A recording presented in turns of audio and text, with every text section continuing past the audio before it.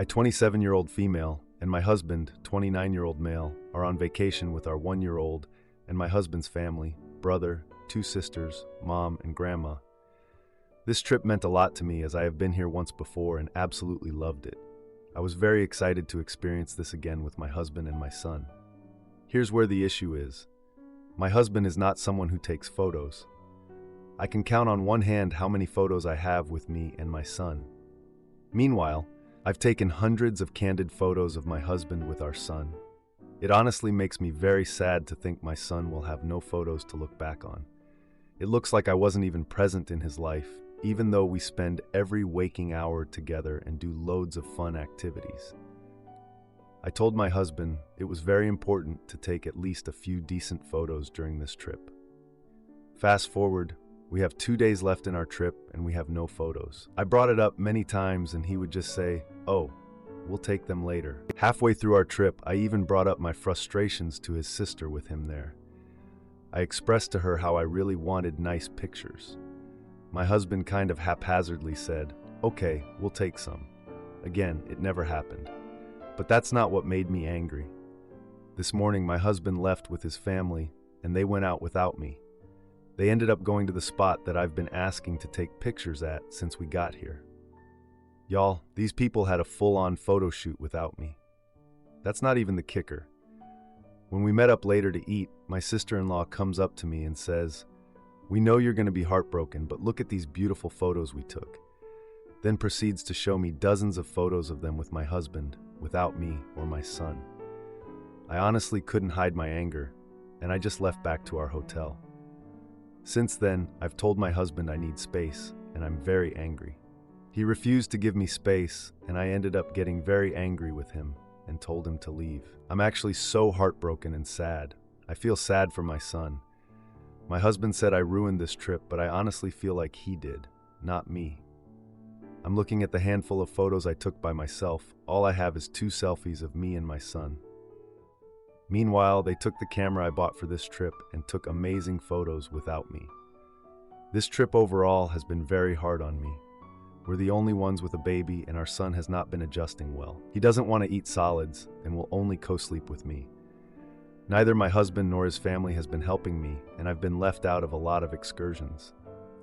On numerous occasions, they have completely forgotten about me and excluded me from food orders. There have been specific times where I will request something from my husband and he will completely forget.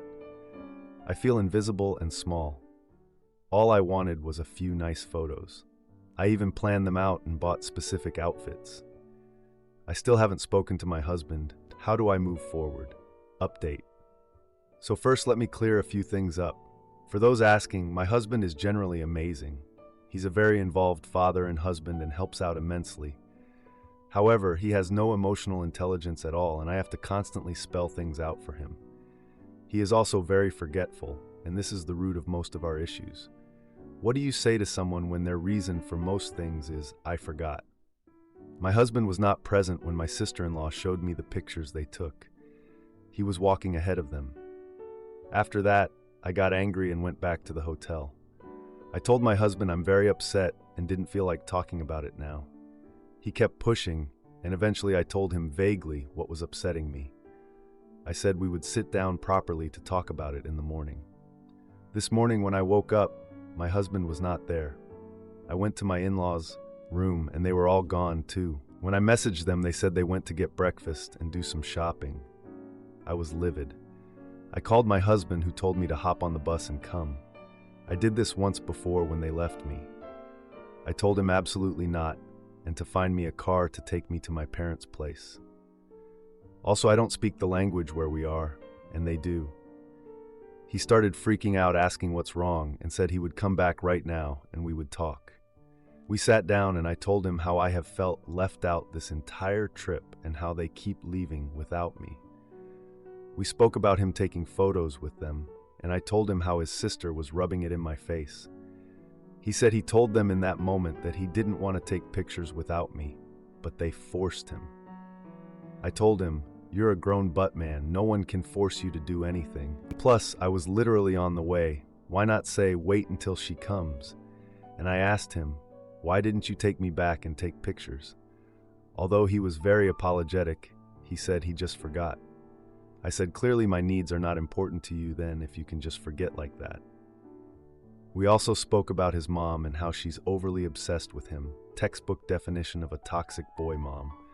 During this trip, she kept saying how he's her favorite in front of her other kids. He's literally at her beck and call, and she wants him to accompany her everywhere, which he does at the expense of leaving me behind.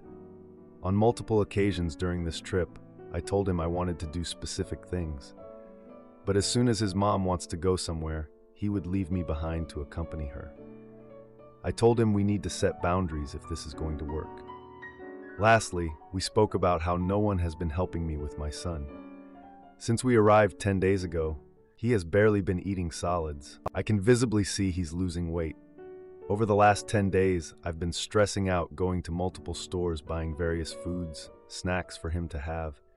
I brought some pouches and snacks from home, but he lost interest in that too. My mother-in-law treats my son like a decoration. She just likes to look at him, but will rarely engage with him or help with feeding and other tasks, which is another reason why I'm going to my parents' place. My mom is worried sick and is preparing food for him to see what he likes. Not only have my in-laws not been supportive, but they completely isolated me. I expressed to my husband how disappointed I am in all of them, and he can forget about any future trips with them. In the end, he was deeply apologetic, and he feels bad. I told him it's going to take me a while to get over this. I didn't end up taking pictures with my son. I just wanted to get the hell out of there and go to my parents' place. I plan on taking him to the beach and taking pictures there. My husband offered to talk to his sister and get her to apologize, but I told him I needed time to think about how I want to handle this.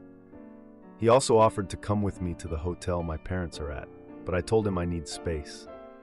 He begged me to at least let him accompany me there and help me load and unload my bags. I agreed. Now for a few comments before the update. Comment 1.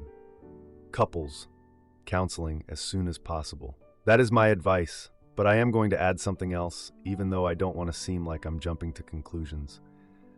If, at some point, you have the realization that your husband really is as selfish and dismissive and uncaring as he seems in this situation, please believe it, and please believe you deserve better. Comment 2. They went out without you and took the photos you wanted, without you. Your husband is selfish and does not care about you. I would be livid. He ruined the holiday, not you. Now, for the update, a lot has happened since my last post, and I'm still trying to process everything. After my husband and I had our talk, things just spiraled even more. The morning after our big discussion, I woke up to find my husband packing our bags.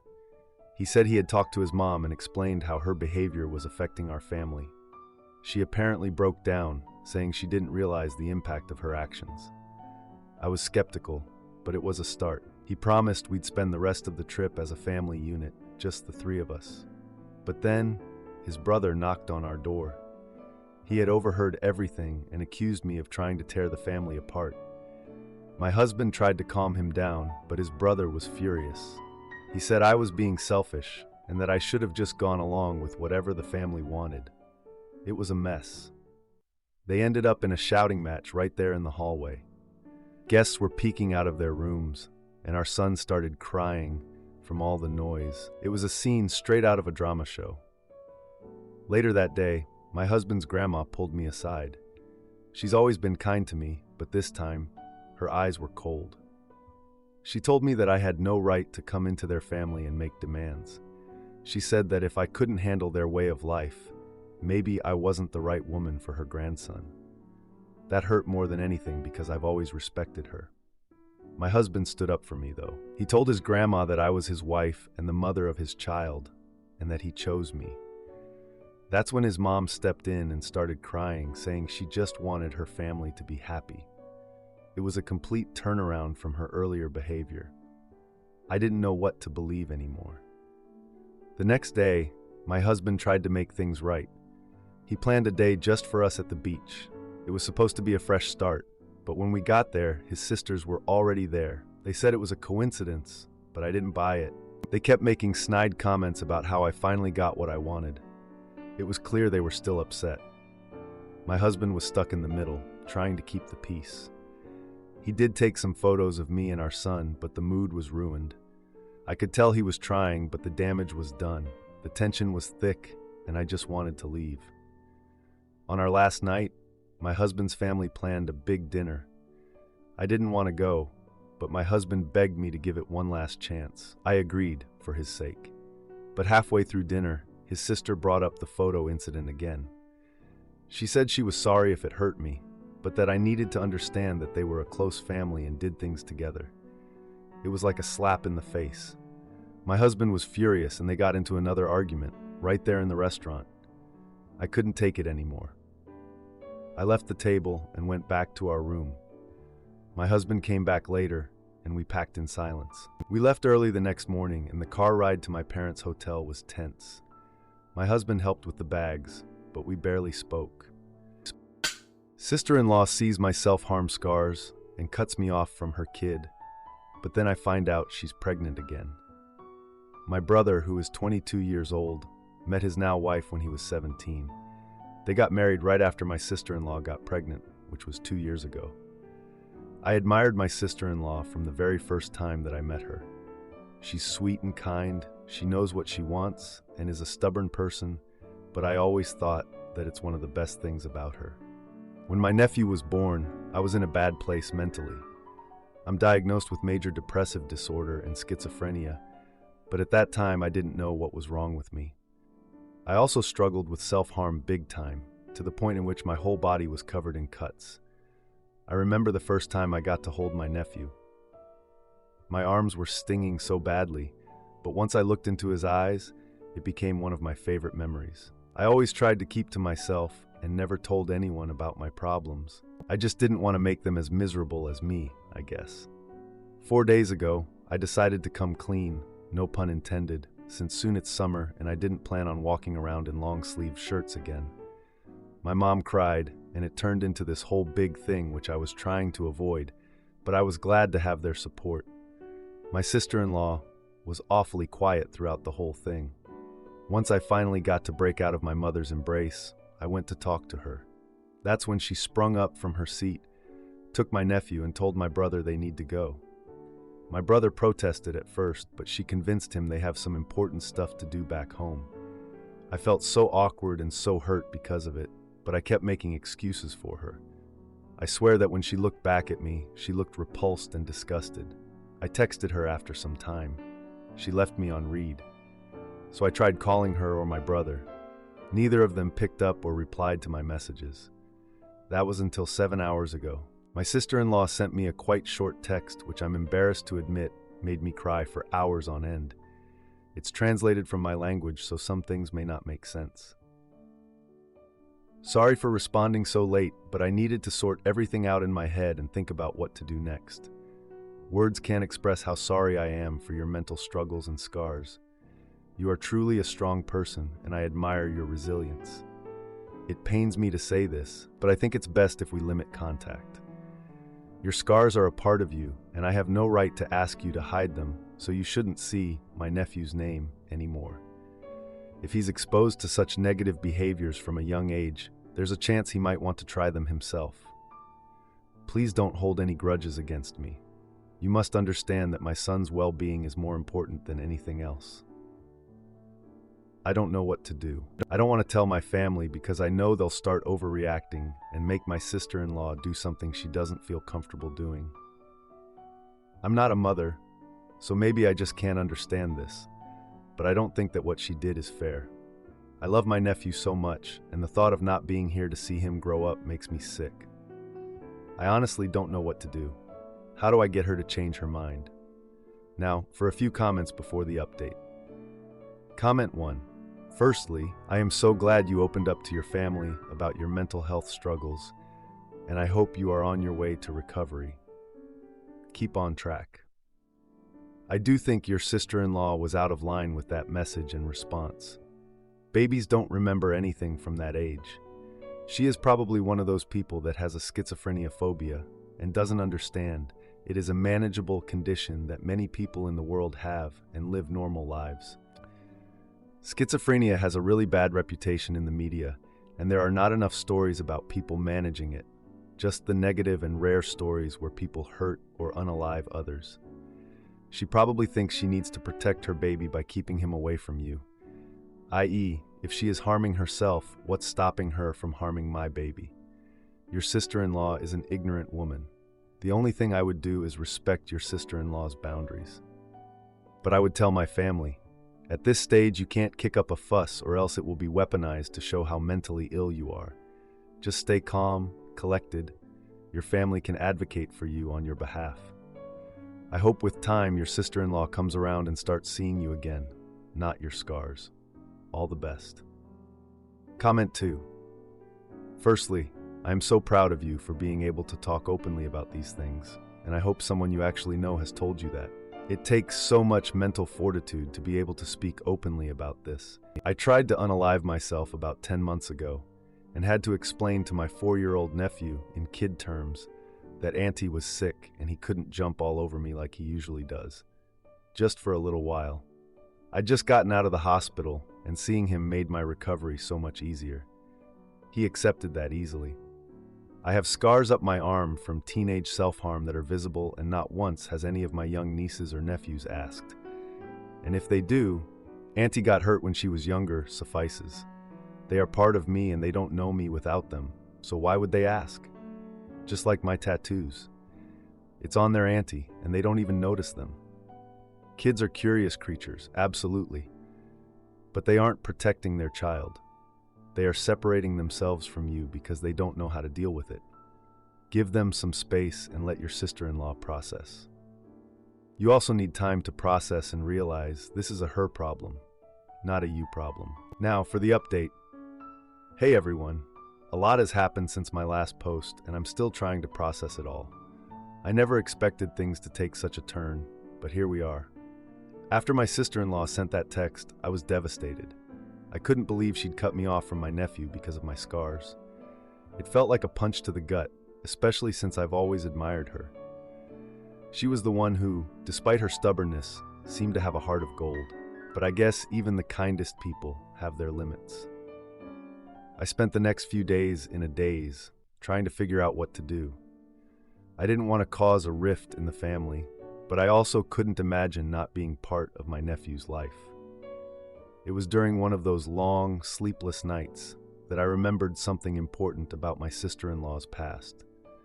Before she met my brother, she had been in a relationship with someone who struggled with addiction. It was a tough time for her, and she had to make the painful decision to leave him for her own well-being. I realized that maybe my scars reminded her of that dark period in her life, and she was trying to protect her son from anything that could lead him down a similar path. With this in mind, I decided to reach out to my brother. I didn't want to go behind her back, but I needed someone to understand my side. My brother and I have always been close, and he's been there for me through my darkest times. When I told him how I felt, he was sympathetic but also torn. He loved his wife and wanted to support her, but he also knew how much I loved my nephew. He promised to talk to her, to see if there was a way to work things out. I waited anxiously, hoping for good news. But when my brother finally got back to me, the situation had only gotten more complicated. It turns out, my sister-in-law had been keeping a secret of her own. She was pregnant again, and the stress of the situation with me had caused her to worry about the health of the baby. She felt that any additional stress could be harmful, and she was trying to eliminate any potential triggers. My brother was now caught between his growing family and his struggling sibling. He didn't want to choose sides, but he also didn't want to lose either of us. We agreed to meet up, just the three of us, to talk things through. The meeting was tense. My sister-in-law was visibly upset, and I could tell she was trying to hold back tears. She explained her fears and her past and how it all tied into her reaction to my scars. She wasn't disgusted by me, she was scared for her children. I listened, my heart aching for her. I never wanted to be the cause of her pain. I explained my own struggles, how I was getting help, and how much being an aunt meant to me. I promised to always prioritize my nephew's well-being and to continue working on my recovery. After hours of conversation, we reached a fragile agreement. I would be allowed to see my nephew, but only under certain conditions. I would need to wear long sleeves around him, at least for now, and I would continue to seek therapy and support for my mental health. It was a compromise, but one that I was willing to make. My sister-in-law's fears were valid, and I understood that she was coming from a place of love, not malice. It was a step forward, and that's all I could ask for. The next time I saw my nephew, it was bittersweet. I was so happy to hold him again, to see his little smile, but I also knew that things had changed. There was an unspoken tension in the air, a reminder of the delicate balance we were all trying to maintain. Refugee GF tells BF she's pregnant and he says he wants her to get an abortion, but I'll support her. Oh boy, she keeps it. Then we find out it was a false positive. Background. Currently, we still live separately, but hope that changes soon and have been together for 6 months. She lives with relatives after being a refugee from war. This morning, my girlfriend texted me to ask to talk to me later in the day in person. Come our meetup time, I was relieved when she said that there wasn't anything wrong between us, but rather that she was pregnant. I was shocked as much as she was. I waited a good 5 to 10 minutes thinking when I finally spoke up. I was first in disbelief. We used condoms all the time, and she's on birth control. Her own choice, not mine. I was rambling for a good time, and then apologized to her, in solidarity, that she received the news like this and asked her thoughts. She didn't know what to think or how to feel about it, which I totally understand. Then, she asked me what I was thinking. After a while, with my thoughts, I shared my thought process. I shared that I think that in our current life, we first wait for a good job, make money, get married, buy a house, and then start a family. I said we are both on step 2 in this process and that she is still fresh in the US, living with relatives without a permanent residence yet. With that in mind, I said I always did want it to be with her, marriage, a house, and kids, but that we aren't ready just yet. She finished my thought with, "So, you're saying baby unaliving?" I said I was leaning 60-40 on this and prefer baby unaliving. But if we do decide to keep it, then I will rush everything else to do it properly, which is probably not a good idea. Again, I told her I love her and want to be with her either way, but this is my preference. She said, "Yeah, I don't want to force you to take care of a kid or mess with your life plans." This floored me, as I said this wasn't my life plan, but ours. We talked a bit more, repeating more of the same things, and we left. Later, I texted her saying I'll never force her to make any decision, that I'll be by her side 100% of the way, whichever way she chose, that it will be a path that we'll walk together, but reiterated that we aren't ready yet. I added that I was honestly a little happy hearing it because, again, I want it to be her, and that I love her, and that will never change. She replied that she loves me too, and that she doesn't want to force me to have a kid or do anything, and that she sort of pulled her thoughts together after some time. I asked her to expand on that, and she said, "I think I can handle this. I will get through this, and it will probably change my life for a bit." I noticed that she was using "I" a lot more here, which is concerning. I've repeatedly said, whatever decision she made, I will be there but prefer termination. I texted back again, "I'll be here for her, and I know you probably see me a little different now." To that she replied that she does. "I do, not necessarily bad, that's it. Still love and respect you." I asked her to expand on her view of me now, and she said, "I'll just say that I probably expected a different answer from you, and your answer became somewhat painful for me, but you don't have to live up to my illusions. You are you, and nothing terrible happened. Maybe I'm just very emotional right now, and we shouldn't discuss this. Don't worry about it. I'm glad we discussed everything right away, and I see what the situation looks like and how to resolve it completely." There were so many thoughts on this, but I just said I'll be patient and wait. I said, "I don't want to break up," and she replied, "I don't want to either. I'm just not sure how I will feel and what will I feel about you after this ends. Sorry, I want to be 100% honest with you." I replied with, "I understand," and it ended there with her liking that message. Honestly, Reddit, she's a very smart and caring girl that usually thinks analytically, and she is pro-choice. When we talked about our futures together, we both seemed to agree that there should be a process to everything. She even stated that she wouldn't move in until marriage. I was planning on finally introducing her to my parents next month with the intention that this girl is who I plan to marry. I even refer to her as my life partner, to which she does in kind and likes it every time. What can I say to help her understand that I'm thinking for both of us here, and I want to continue our relationship but do things properly? I also feel like I don't know what's going through her mind completely right now. Maybe she needs some time. This is very much unlike her. Edit, to those saying she did it to lock me in / to get away into the States.